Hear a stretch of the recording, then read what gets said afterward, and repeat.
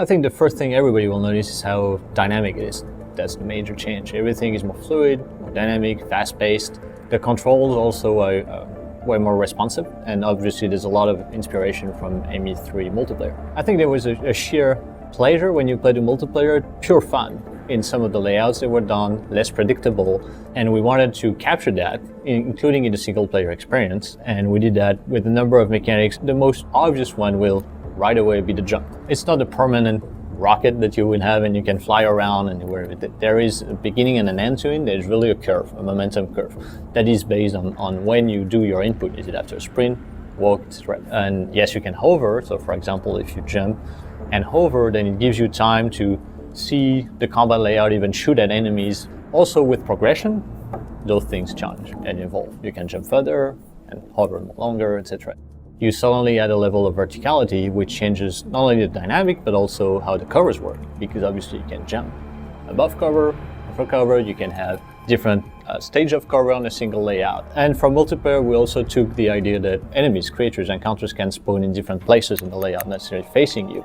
And again, the challenge to remain the tactical aspect that our player loves, because before they were seeing the combat layout, there was a number of covers, so they could, decide on a certain tactic even before engaging. And we wanted to keep that depth, which obviously is a challenge when you can go suddenly up, down, sideways. People can spawn behind you, enemies can spawn on the side, etc., etc.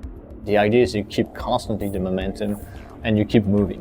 When you stop moving, that's for a very specific reason. You need to recharge shield, or there's just too many people, or I need to check on my flank what's going on. Whatever it is, it's a very specific reason. And we even push that, adding some destructible aspect of the environment. Frostbite helps serve that goal, but that goal was defined regardless of Frostbite.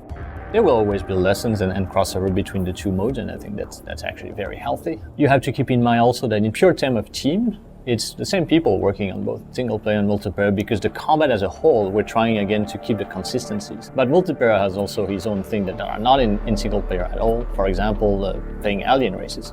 Obviously, we all play games, so we get influenced by a number of games, but also remain focused on the actual franchise and our franchise, our identity.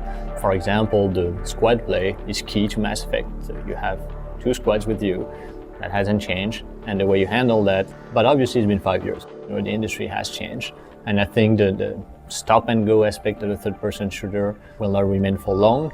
There's still games doing that, and that's great. But then again, responsiveness. I think you see it.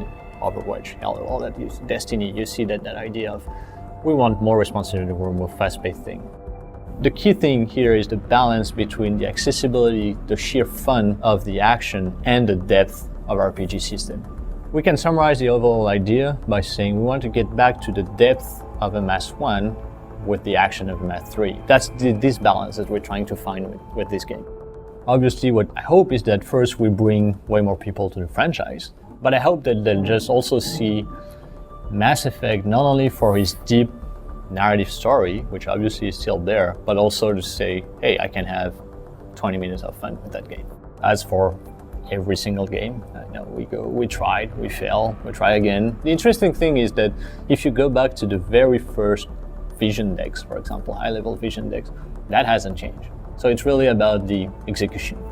We're seeing the end, that's the important part, and we're at that phase where the game changes every single day that you play the build, and you can play the game from the beginning to end at this point, which is also a very important step.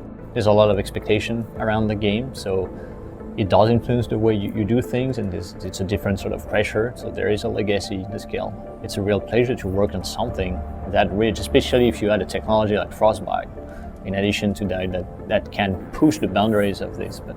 But it's a great franchise just to work with.